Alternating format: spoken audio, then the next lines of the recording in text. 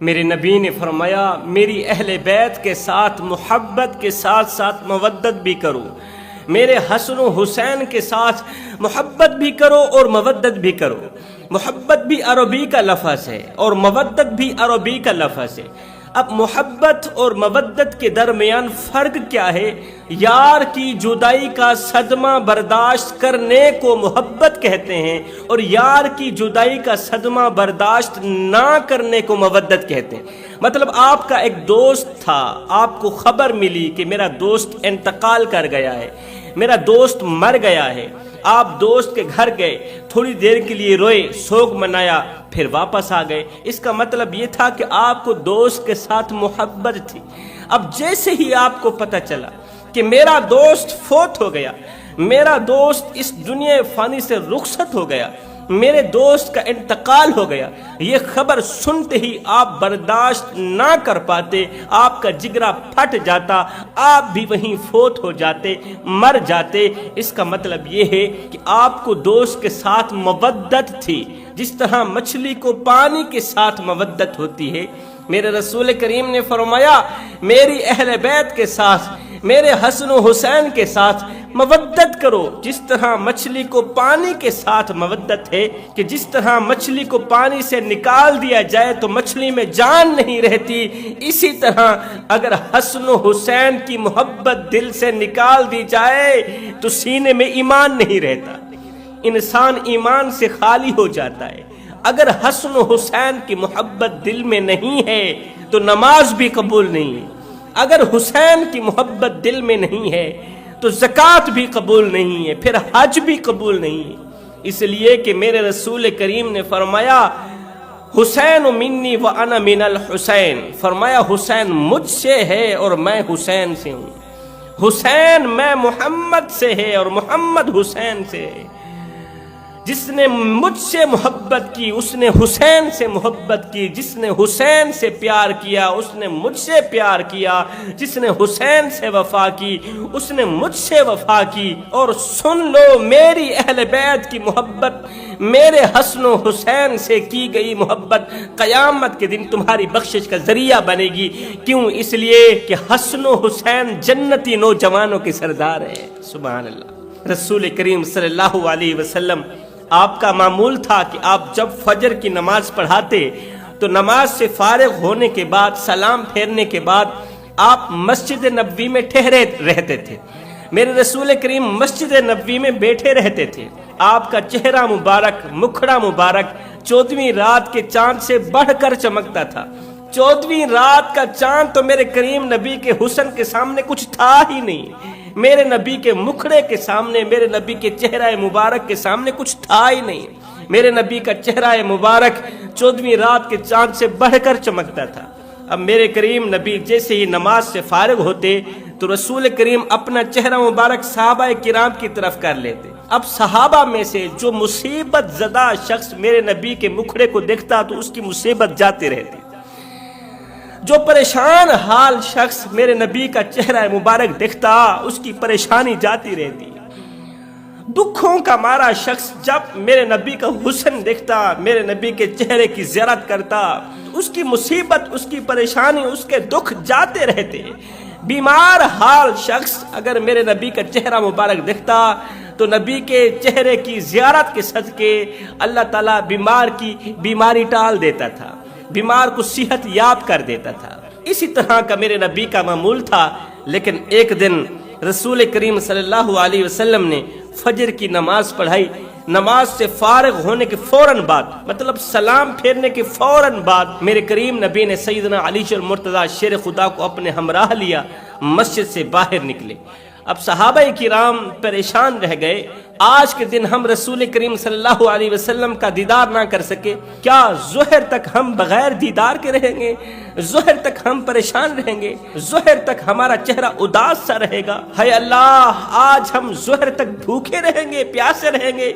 کیونکہ اگر کوئی بھوکا بھی میرے کریم نبی کی زیارت کرتا تو اس کی بھوک جاتی رہتی، کوئی پیاسا بھی میرے کریم نبی کو دیکھتا تو اس کی پیاس جاتی رہتی، اس کی پیاس زائل ہو جاتی۔ سب شمع رسالت کے پروانے میرے کریم نبی کو دیکھ رہے تھے، مگر اچانک مسجد سے باہر نکلنے کا سبب کسی کو معلوم نہیں تھا، کسی کو پتہ نہیں تھا۔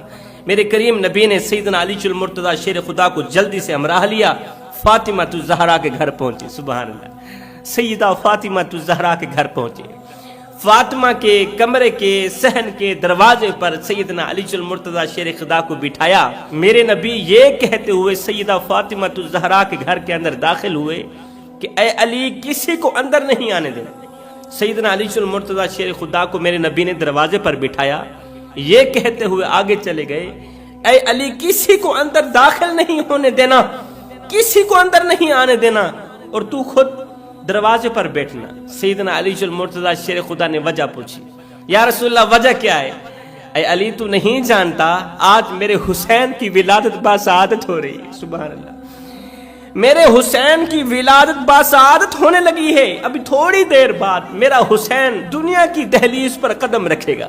دین کا علم بلند کرنے والا حسین، دین کا پرچم لہرانے والا حسین، دین کا نام روشن کرنے والا حسین تھوڑی دیر کے بعد دنیا کی دہلیز پر قدم رکھنے والا ہے، تجھے پتہ نہیں ہے۔ اور تجھے دروازے پر بٹھانے کا مطلب یہ ہے، مقصد یہ ہے کہ آسمان سے 15 لاکھ فرشتے نیچے اتر رہے ہیں، آسمان سے 15 لاکھ فرشتے زمین پر اتر رہے ہیں۔ یا رسول اللہ کیوں؟ فرمائے اس لیے، ایک تو وہ مبارکباد دینے آ رہے ہیں، دوسرے میرے حسین کا چہرہ دیکھنے آ رہے ہیں۔ سبحان اللہ، میرے حسین کی زیارت کرنے کو آ رہے ہیں، میرے حسین کے ہاتھ چومنے کو آ رہے ہیں۔ یہ کہتے ہوئے رسول کریم گھر کے اندر داخل ہوئے۔ حضرت علی رضی اللہ تعالیٰ عنہ دروازے پر بیٹھ گئے۔ ادھر سے حضرت سیدنا ابوبکر صدیق سے رہا نہ گیا۔ حضرت ابوبکر صدیق بے تاب ہو گئے کہ میں نے تو ہر حال میں رسول کریم کی زیارت کرنی ہی کرنی ہے، اگر نہیں کروں گا تو ظہر تک تو میں پریشان رہوں گا، مجھے سکون نہیں ملے گا، میرا دل بے قرار رہے گا، میرا دل بے چین رہے گا۔ میں نے تو ہر حال میں زیارت کرنی ہی کرنی ہے، اور وجہ بھی پوچھنی ہے کہ آخر کون سی وجہ بنی کہ رسول کریم کو حضرت علی کے ہمراہ اچانک مسجد سے نکلنا پڑا۔ اب نقش قدم پر چلتے ہوئے، نبی کے نقش قدم پر چلتے ہوئے حضرت سیدنا ابوبکر صدیق رضی اللہ تعالی عنہ چلتے چلتے حضرت علی رضی اللہ تعالی عنہ کے دروازے پر پہنچے۔ علی کو دروازے پر بیٹھتے ہوئے دیکھا تو استفسار کیا، دریافت کیا کہ رحمت عالم کہاں جلوہ گر ہے، میں رحمت عالم کی زیارت کرنا چاہتا ہوں، اور اچانک مسجد سے نکلنے کا مطلب کیا تھا، مقصد کیا تھا، میں حقیقت سے آگاہ ہونا چاہتا ہوں۔ تو سیدنا علی المرتضیٰ شیر خدا نے فرمایا، اچانک مسجد سے باہر نکلنے کا اور یہاں تک آنے کا مقصد یہ تھا کہ حسین کی ولادت باسعادت ہو رہی۔ اگر آپ اندر جانا چاہیں تو جا سکتے ہیں، مگر رسول کریم نے مجھے روکا ہے کہ کسی کو اندر نہیں آنے دینا۔ یہ سنتے ہی حضرت ابوبکر صدیق خوشی سے جھوم اٹھے۔ سبحان اللہ، خوشی سے جھوم اٹھے، دروازے پر بیٹھ گئے انتظار کرنے۔ تھوڑی دیر گزری ہی تھی کہ حضرت عمر فاروق بھی آئے، دروازے پر بیٹھ گئے۔ حضرت عثمان غنی آئے، دروازے پر بیٹھ گئے۔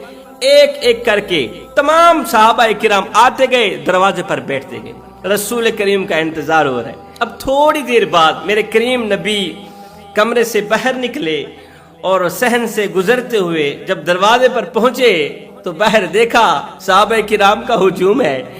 تو میرے کریم نبی نے سب کو مبارکباد دی، مبارک ہو علی کے بیٹے فاطمہ الزہرا کے لال کی ولادت باسعادت ہوئی ہے۔ میری فاطمہ کو اللہ نے پیارا سا لال دیا ہے جو میرے دین کا پرچم بلند کرے گا، جو میرے دین کا نام روشن کرے گا۔ حضرت سیدنا علی المرتضیٰ شیر خدا کو میرے کریم نبی مبارکباد دیتے ہوئے فرمایا، اے علی، آج تجھے تعجب کی بات نہ بتاؤں، ایک حیران کن بات نہ بتاؤں؟ جی یا رسول اللہ، ضرور ارشاد فرمائیے۔ میرے کریم نبی نے فرمایا، یہ جو 15 لاکھ فرشتے آسمان سے اترے تھے نا، ان فرشتوں میں سے ایک فرشتہ ایسا تھا جس کے دونوں ہاتھ کٹے ہوئے تھے، ایک فرشتہ ایسا تھا جس کے دونوں ہاتھ کٹے ہوئے تھے۔ جب میں نے دونوں ہاتھوں کے نہ ہونے کی وجہ پوچھی اس فرشتے سے، حقیقت سے آگاہ ہونا چاہا، اس فرشتے نے کہا، یا رسول اللہ، میں بالکل ٹھیک ٹھاک تھا، میں آسمان پر بیٹھا تھا، عبادت میں مشغول تھا، اچانک میری نظر زمین پر گئی، اچانک میری نظر زمین پر گئی تو میں نے ایک شخص کو دیکھا، اس کے دونوں ہاتھ کٹے ہوئے تھے، دونوں ہاتھ کٹے ہوئے تھے۔ وہ بہت ہی درد میں مبتلا تھا، تکلیف میں مبتلا تھا، تو میں نے خود کو کہا کہ ایسے جینے سے تو بہتر ہے کہ تو مر ہی جائے، ایسے جینے سے بہتر ہے کہ تو اگلے جہان چلا جا، باقی نہیں سکون تو ملے گا، چین و قرار کی زندگی تو گزارے گا نا۔ اس کے دونوں ہاتھ کٹے ہوئے تھے، میرا اتنا کہنا ہی تھا کہ اللہ نے مجھے سزا یہ دی کہ میرے دونوں بازو کاٹ دیے، اللہ نے مجھے سزا یہ دی، میرے دونوں بازو کاٹ دیے، اور ساتھ میں کہا فرشتے تو جانتا نہیں تھا میں رب کا ترازو ہر وقت انصاف تولنے کے لیے تیار رہتا ہے، جو کسی کے لیے گڑھا کھودے گا اسی کے لیے گڑھا کھودا جائے گا، جو کسی کو دکھ دے گا، جو کسی کو نقصان پہنچائے گا، دکھوں کے سوا اس کے لیے کچھ نہیں ہوگا۔ کسی کو نقصان دے کر، کسی کے لیے برا چاہ کر، کسی کو بے عزت کر کے، اللہ فرماتا ہے کسی کے چہرے سے مسکراہٹ چھین کر، کسی کا چہرہ پریشانیوں کی دلدل میں پھنسا کر میرے دروازے پر اپنی خوشیوں کے لیے خیرات مانگنے مت آنا، اور کسی کو ایک پل کی خوشی دے کر پھر اپنی پریشانی کی پرواہ مت کرنا، پھر اپنی پریشانی کی فکر مت کرنا۔ تمہاری پریشانیاں جانے میں رب جانوں۔ بس میرا اتنا کہنا ہی تھا کہ میرے دونوں بازو کاٹ دیے گئے اور اللہ تعالی نے مجھے زمین پر پھینک دیا۔ 700 سال فلاں جزیرے پر پڑا رہا، 700 سال مسلسل فلاں جزیرے پر پڑا رہا، اللہ تعالیٰ کی عبادت میں مشغول رہا، اللہ کی یاد میں مشغول رہا۔ اتنے میں حسین کی ولادت باسعادت ہوئی ہے، آسمان سے فرشتے مبارکباد دینے کے لیے اترے، حسین کی زیارت کرنے کے لیے آسمان سے فرشتے اترے، تو انہوں نے مجھے کہا تم بھی ساتھ میں آ جاؤ۔ جب رسول کریم صلی اللہ علیہ وسلم کو اللہ کے محبوب کو مبارکباد دینا تو ساتھ میں کہنا اے اللہ کے محبوب، حسین کی آمد کے صدقے آپ اللہ سے میری شفاعت کرمائیں، حسین کی آمد کے صدقے آپ دعا کریں اللہ تعالیٰ میری خطاؤں کو معاف کر دے، میرے بازوں کو بحال کر دے اور مجھے آسمان پر بلا لے، میں دوسرے فرشتوں کے ساتھ بیٹھ کر عبادت کرنا چاہتا ہوں۔ یا رسول اللہ، میں آپ تک اس لیے آیا کہ حسین کی آمد کے صدقے آپ اللہ سے میرے حق میں دعا کریں۔ اس کی دردناک فریاد سننے کے بعد میرے رسول کریم کا دل بھر آیا، نبی کی آنکھیں چھم چھم برسنے لگی۔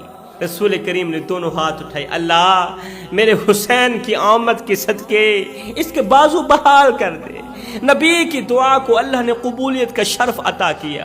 میرے کریم نبی نے اپنے نواسے کا ننھا سا ہاتھ پکڑا، فرشتے کے ایک بازو پر پھیرا، پھر دوسرے بازو پر پھیرا، حسین کا ننھا سا ہاتھ پکڑا میرے کریم نبی نے، فرشتے کے ایک بازو پر پھیرا وہ بھی ٹھیک ہو گیا، دوسرے بازو پر پھیرا وہ بھی ٹھیک ہو گیا۔ اب جب فرشتے نے اپنے دونوں بازوں کو ٹھیک دیکھا، دونوں ہاتھوں کو بحال دیکھا، تو ایک دم فرشتہ رونے لگا، اونچی اونچی آواز میں رونے لگا۔ میرے رسول کریم نے فرمایا فرشتے تیرے بازو تو ٹھیک ہو گئے ہیں، تجھے اللہ تعالیٰ نے شفا دی ہے، صحت دی ہے، بتا تو صحیح تو روتا کیوں ہے؟ اس فرشتے نے کہا یا رسول اللہ میں اپنے لیے نہیں رو رہا، میں آپ کی اس ننھی سی جان کے لیے رو رہا ہوں، میں تو حسین کے لیے رو رہا ہوں۔ میرے کریم نبی نے فرمایا کیوں رو رہا ہے؟ یا رسول اللہ جس ننھے سے حسین کے ہاتھوں کے صدقے اللہ نے مجھے شفا دی، میرے بازوں کو بحال کیا، ایک وقت آنے والا ہے کہ لوگ حسین کا سر تن سے جدا کر دیں گے، اسی ننھے حسین کا سر تن سے جدا کر دیں گے۔ یہ سنتے ہی میرے کریم نبی کا ایک دم دل بھر آیا، نبی خون کے آنسو بہا کر رونے لگے، ایک دم خوشی غمی میں بدل گئی۔ اب سیدنا علی المرتضیٰ اور دیگر صحابہ نبی کے لبوں سے یہ کہانی سن رہے تھے، یہ واقعہ سن رہے تھے، تو صحابہ بھی رونے لگے، چھم چھم آنکھوں سے آنسو بہنے لگے۔ علی نے کہا یا رسول اللہ جلدی بتائیے آگے فرشتے نے کیا کہا؟ میرے کریم نبی نے فرمایا اے علی، جب میں نے فرشتے سے پوچھا فرشتے بتا تو صحیح میرے حسین کا سر تن سے جدا کرنے والے کون لوگ ہوں گے؟ میرے حسین کو مارنے والے، میرے حسین کو شہید کرنے والے وہ کون سے لوگ ہوں گے؟ تو فرشتے نے کہا یا رسول اللہ وہ کوئی اور لوگ نہیں ہوں گے، وہ آپ کی امت کے لوگ ہوں گے، وہ آپ کی امت کے بدبخت لوگ ہوں گے، وہ آپ کی امت کے منافق لوگ ہوں گے جو آپ کے نواسے کا سر تن سے جدا کر دیں گے۔ اس کے بعد فرشتے واپسی کو جاتے گئے، میرے حسین کا گلا بھی چومتے گئے، حسین کے بال بھی چومتے، حسین کا سر بھی چومتے گئے، حسین کا گلا بھی چومتے گئے، جو بھی فرشتہ واپس کو جاتا میرے حسین کا گلا بھی چومتا، حسین کا سر بھی چومتا۔ تو رسول کریم نے حسین کا گلا چومنے کی وجہ پوچھ لی کہ تم تمام فرشتوں نے میرے حسین کا گلا کیوں چوما؟ تو جبریل امین نے عرض کی یا رسول اللہ اس لیے کہ وہ وقت آنے والا ہے کہ آپ کی امت کے کچھ درندے آپ کے نواسے کی اسی گلے کو چھرے سے کاٹ دیں گے، آپ کے نواسے کا یہی گلا چھرے سے کاٹا جائے گا، ان رگوں سے اس قدر خون نکلے گا، اس خون سے آپ کے نواسے کے سر سے اگنے والے جو بال ہوں گے، جو زلفیں ہوں گی نا، وہ خون سے لت پت ہو جائیں گے۔ اس کے بعد میرے رسول کریم نے تمام صحابہ کو مخاطب کرتے ہوئے فرمایا صحابہ جس نے میرے حسین سے بے وفائی کی وہ سمجھے کہ اس نے دین سے بے وفائی کی، اس نے دین سے غداری کی، اور جس نے میرے حسین سے محبت کی وہ سمجھے اس نے مصطفیٰ سے محبت کی، جس نے مصطفیٰ سے محبت کی وہ سمجھے کہ اس نے خدا سے محبت کی ہے۔ امام علی مقام امام حسین رضی اللہ تعالی عنہ نے کربلا کی سرزمین پر ایک پیغام جاری کیا تھا، خطاب فرمایا تھا یزیدیو مجھے مارنے میں جلدی مت کرو، مجھے شہید کرنے میں جلدی مت کرو، اگر تمہاری تلواروں کی نوک کو مومن کا لہو چاہیے تو لو میں تمہیں علی اصغر دیتا ہوں، لو میں تمہیں علی اکبر دیتا ہوں، لو میں تمہیں 71 کے 71 دیتا ہوں، مگر مجھے مارنے میں جلدی مت کرنا۔ یزیدیوں نے کہا کیوں؟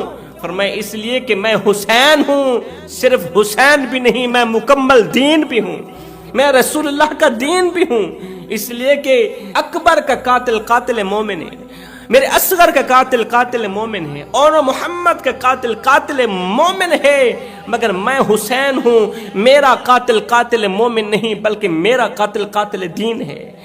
اگر تم میرے علی اصغر کو شہید کر دو گے تو قیامت کے دن میں چاہوں مومن کو تو بخشوا سکتا ہوں، مومن کے قاتل کو بخشوا سکتا ہوں، قیامت کے دن اگر حسین چاہے تو علی اکبر کے قاتل کو بخشوا سکتا ہے، مگر دین کے قاتل کو ہرگز نہیں بخشواؤں گا۔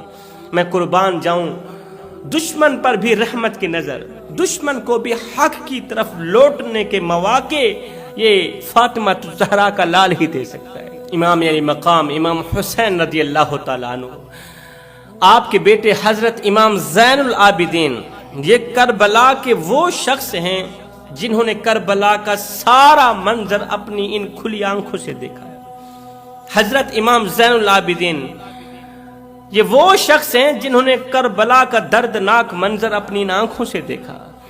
اللہ اکبر، آپ کبھی مسکرائے نہیں تھے، ہنسنا تو رہی دور کی بات، آپ کبھی مسکرائے بھی نہیں تھے، آپ دن رات روتے رہتے تھے، آپ ہر وقت ہر گھڑی ہر لمحے روتے رہتے تھے۔ ایک دن غلام نے کہا اے نواسہ رسول آپ اتنے کیوں روتے ہیں؟ آپ نے وہ تاریخ نہیں پڑھی؟ حضرت سیدنا شعیب علیہ السلام وہ بھی آپ کی طرح ہزاروں قطار روتے تھے۔ حضرت شعیب علیہ السلام اتنے روئے آنکھیں جاتی رہی، نابینا ہو بیٹھے۔ اللہ تعالیٰ نے ایک بار پھر سے آنکھوں سے نوازا، پھر سے آپ رونے لگی، اتنے روئے کہ پھر سے آنکھیں جاتی رہی، پھر سے نابینا ہو بیٹھے۔ کیا آپ بھی نابینا ہونا چاہتے ہیں؟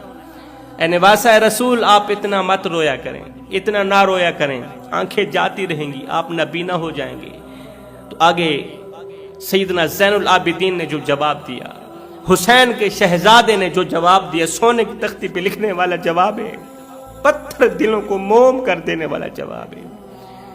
امام زین العابدین نے فرمایا میرے بھائی یعقوب کا ایک بیٹا یوسف گم ہوا تھا، یعقوب علیہ السلام کا ایک بیٹا یوسف علیہ السلام گم ہوا تھا۔ ایک بیٹے کی جدائی میں حضرت یعقوب علیہ السلام اتنے روئے، آنکھیں جاتی رہیں، نابینا ہو بیٹھے۔ یعقوب اللہ کے نبی تھے، ایک بیٹے کی جدائی برداشت نہ کر سکے۔